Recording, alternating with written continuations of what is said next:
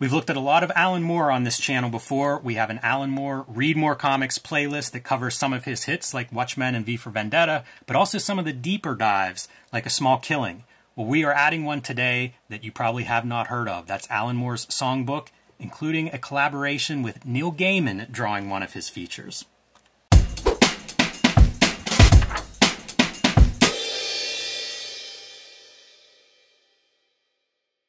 Hello and welcome to Cartoonist Kayfabe. Hello and welcome to your favorite YouTube comics channel, Cartoonist Kayfabe. My name is Jim Rugg. I'm Ed Piskor. Before we begin, I want to remind everybody that we have a Cartoonist Kayfabe Comic Book Christmas in July going on. The last weekend, the last Saturday of July, we invite our audience to share their doubles to put some comic books in those little local lending libraries in their neighborhoods in an effort to just keep putting comics in front of people and to grow some new readers. This is the second year in a row that we've done Cartoonist Kayfabe Comic Book Christmas in July. Last year, we probably saw 100 pictures. Last year, we probably saw 1,000 pictures on social media of those little local lending libraries with comics peeking through that front window. So hopefully this year, we'll see 10,000 of those. We also want to remind everybody of the Cartoonist Kayfabe Patreon, where you can get access to our videos early. You can get ahead of the Kayfabe effect, which you might want to do in today's video. And at the King Kayfaber level, you can actually sit in on our recording sessions and add to this conversation. So, Ed, we are looking at a really strange object today. Alan Moore's songbook, published by Caliber Comics in the late 90s. I don't even know where to begin with this. Alan Moore, obviously one of the most celebrated comic book writers, especially of the superhero genre, to come out of like a Marvel DC kind of model.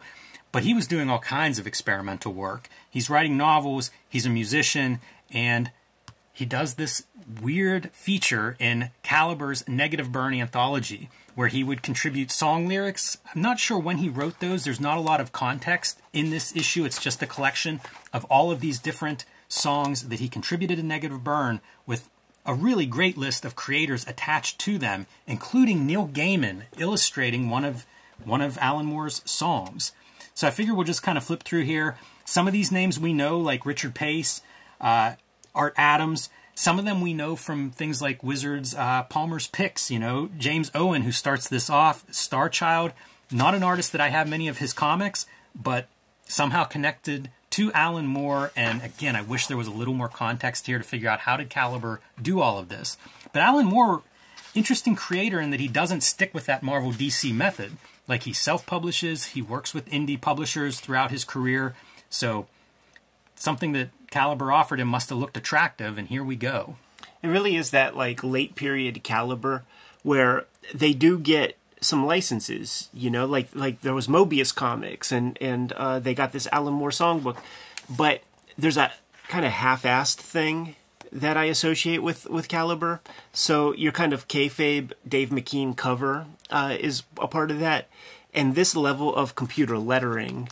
Now, This kind of lettering is in Star Child, so I'm going to put that on James Owen. But this kind of lettering, I would say, where it's just, you know, that standard font that everybody used. It feels like a Caliber comic from that time. It's not necessarily a good thing, you know, to say.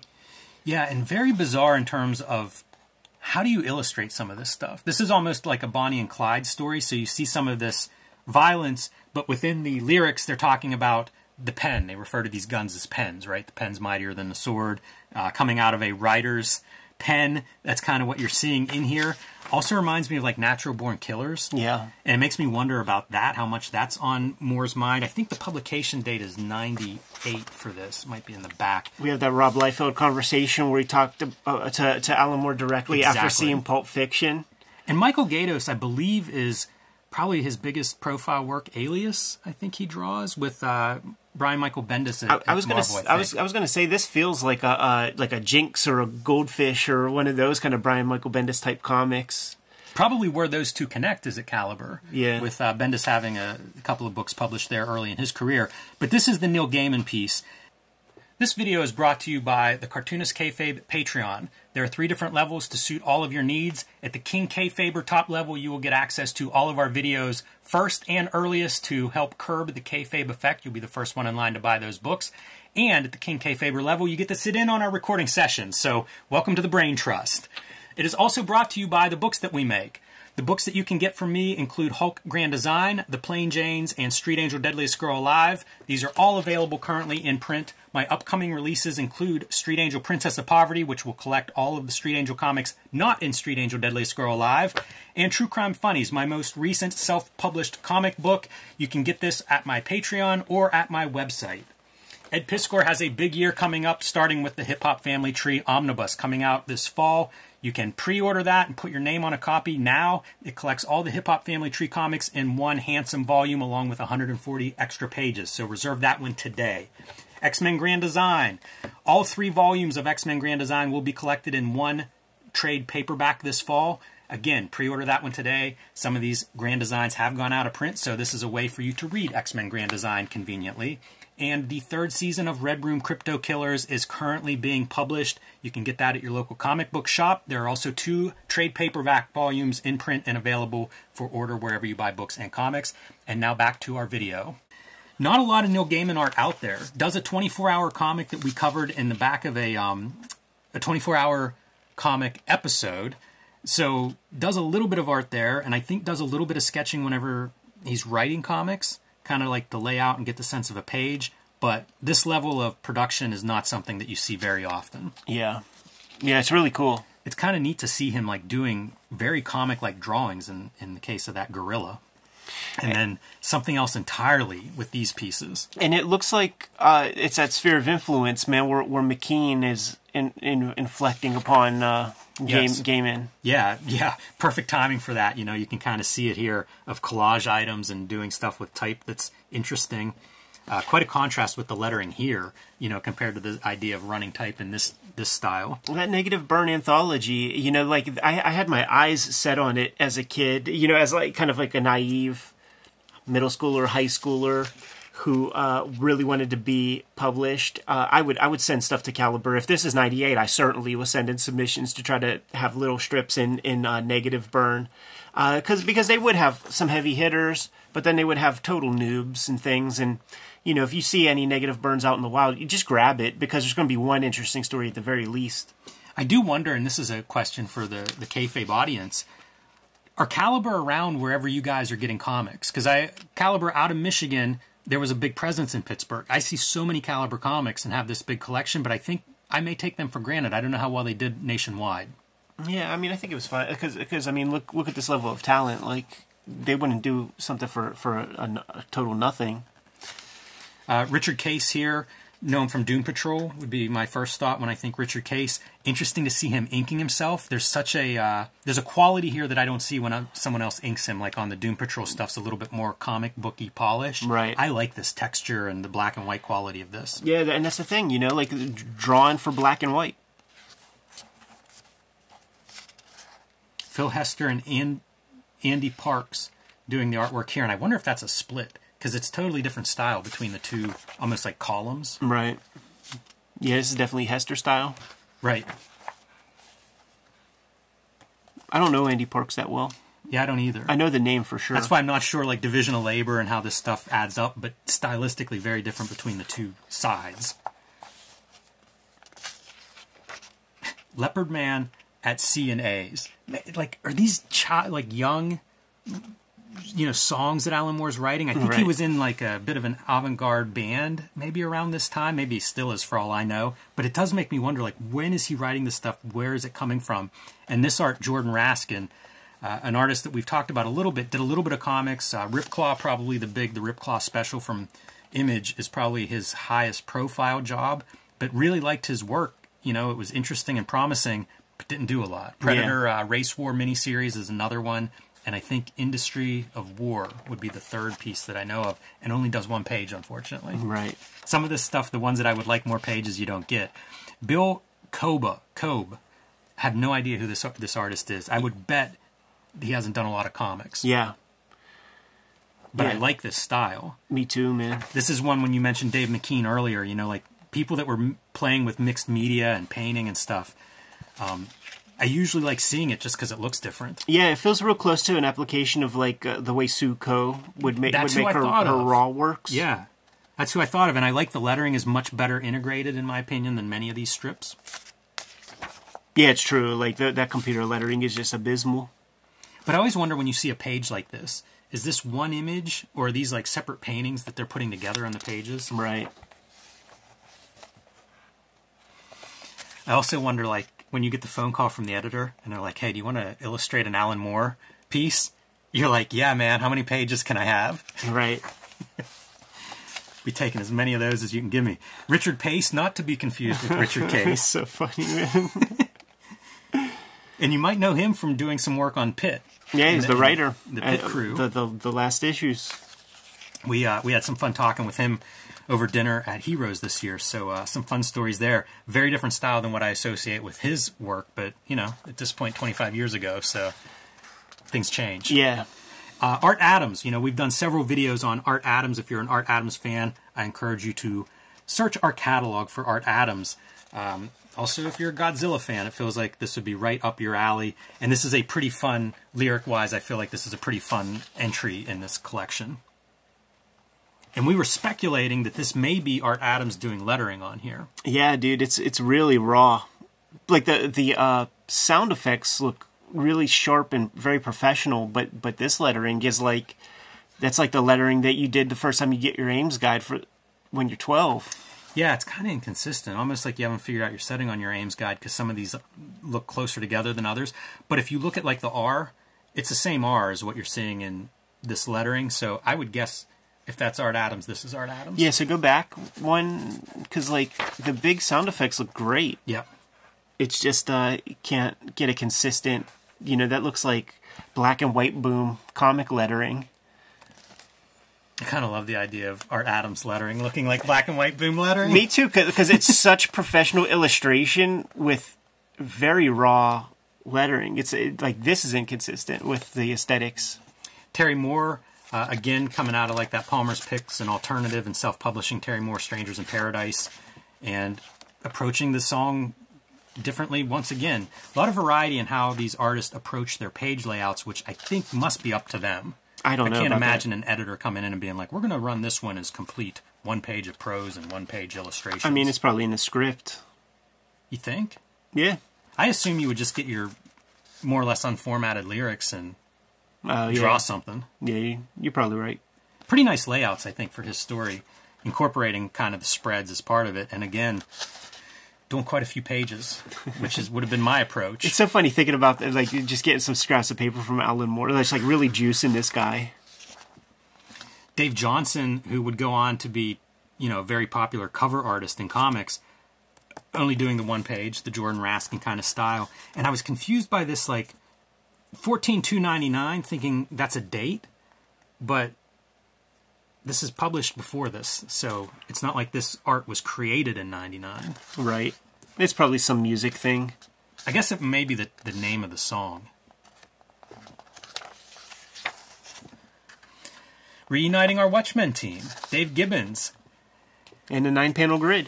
1995, and we were speculating that this is probably early Dave Gibbons digital art. You know, some of it looks like just high contrast photography, some of it playing with numbers and things. So I'm guessing that this is Dave getting his computer station and doing some work, digital lettering visible here. So he talks about that whenever we talk to him on the shoot interview, kind of going digital very early. And I think this is an example of that. It's kind of funny to think about, man, because of just like the imagery that was available online and like how hard it was to get images into the computer. Those old scanners that were like the wand, you know, and like digital cameras, like it would be such a small pixel count. Yeah, Definitely not suitable. Point. Definitely not suitable for print. It does make me curious now, like how exactly these images would have been digitized, yeah, or obtained. But in a high contrast like this, it's probably negligible. Colleen Doran. Distant Soil, another one of these self-publishers, especially in the 90s, that we would see in the Palmer's Picks write-ups. Almost a Sandman reference here. Absolutely. Like I, without seeing the name, I was going to actually guess Jill Thompson. Just because of the hair. Yeah, I like that hair. And another one of these, like, bring in some photographic imagery and do something with it. That's a cool thing, man, because it's not like Caliber is paying high page rates or anything like this, but they're getting quality people, so these people can They can stretch a little bit. It's also a really strange time. It's black and white. You know, you look at, oh, there aren't dates there, but you look at like the range, right? And it goes all the way back from negative burn 10. This one's 28. So probably, or issue 35. I mean, that's several years of publication. Yeah. And depending on when these are published, like, there's not a lot of outside Marvel DC style. So whenever you get the call to do this, it's a chance to really experiment and try something. And that's what you're getting here at a time whenever kind of limited. Yeah. You know, I don't know how much black and white and avant-garde kind of comics any of these creators are making. So it's a chance to really just play around with images and words in a not traditional comics style. Yeah, and this is certainly like 90s avant-garde, which is very close to like a well-produced zine aesthetic. Yeah, definitely. With that artwork. Very liberal with the whiteouts and the collage and the paste-ups. Look, Caliber had a website, 1998. Curious what that looked like back then. And this is, like I said, it is 1998 as the publication, and the copyright and DC are there. So, yeah, it's a strange one. You know, if you're an Alan Moore fan, I feel like this is kind of an interesting artifact. Yeah. And it may not be one that everybody knows. I was kind of unaware of this. It's $5.95 price tag at a time when comics were struggling to sell, so possibly a low print run on this thing too. Yeah, it's true. Yeah, and you cannot find cheap copies. Like if you see this out in the wild for anything less than $10, you're getting a good deal. I was looking at it this week too, and it has that early perfect binding that's very unreliable. Let's say. Sure, just open up that front cover again. So even if you end up with this, you know, you see a lot of these comics probably did not survive. Yeah. You know, a lot of them were probably read to pieces and discarded. So, and not you know, a big book. When you see the third eye, that the previous owner might have had stink like patchouli. That's true, too. Smell your copy before you bring it home. Yeah, ask the guy on eBay how much patchouli was near that thing, man, because it will invade your house. It's funny to see the digital effects here. You mentioned, like Dave McKean being an influence. This is not his cover. I think it's maybe Ken Myers Jr. is credited with that. Cover artist Ken Meyer Jr. But you see like the microphones being bent. This is early digital. It's like, what can we do? What's available to us in Photoshop? You know, you see the things of like laying type and drawings on top of everything. So kind of fun in that regard as well. I didn't even realize this was his hair. Good to go? Yeah. Kayfabers, like, follow, subscribe to the YouTube channel, hit the bell so that we can notify you when new vids are available. Cartoonist Kayfabe Comic Book Christmas in July is going down last Saturday in July. Make sure you put your comic book doubles, your comp copies in the free little lending libraries in your neighborhood. We need to increase more comic book readership. This is one way of doing it. The Cartoonist Kayfabe Patreon is where the King Kayfabers get exclusive access to all of our videos before anybody else. Mitigates the kayfabe effect. This book is kayfabe affected already, man, and they're getting the cheapest copies of it. The vids are ultimately brought to you by the books that we make. Hip Hop Family Tree Omnibus is coming to you this Christmas. It is collecting the 4 volumes of Hip Hop Family Tree that I've done about starting 10 years ago. 140 pages of additional content. We looked at those proofs on the channel. There is another holiday effort that I'm putting out. It's the X-Men Grand Design Trilogy in trade paperback form from Marvel Comics. A couple of those volumes out of print at this point. This is your way to get your hands on all of it. And Red Room is the comic that I'm working on these days. Red Room Crypto Killers is the latest series of Red Room comics. Issue 3 is coming out next week as of this recording. Jimmy, what do you have? Hulk Grand Design, The Plain Janes, and Street Angel Deadliest Girl Alive are my latest books that are available in print. Street Angel Princess of Poverty will be out later this fall, collecting all of the Street Angel comics that are not in Deadliest Girl Alive. So pick up both. You'll have a nice set for your shelf, and you'll have all my Street Angel comics. True Crime Funnies is my latest self-published comic book. It is currently out of print. I will be reprinting these at some point, probably later this year. But if you can't wait until then, you can read the entire thing on patreon.com/JimRugg. You can also download it on my website as a PDF. So if you can't wait, pick it up in digital form. There are other ways to support the channel. Jimmy, let the people know. Subscribe to the Cartoonist Kayfabe e-newsletter at the links below this video. You can also find Cartoonist Kayfabe t-shirts, merchandise, sweatshirts, mugs, hats, stickers, and lots more at our spread shop. That link is under this video. There you have it. All good ways to support the Cartoonist Kayfabe channel. Give us marching orders and we'll be on our way. Read more comics.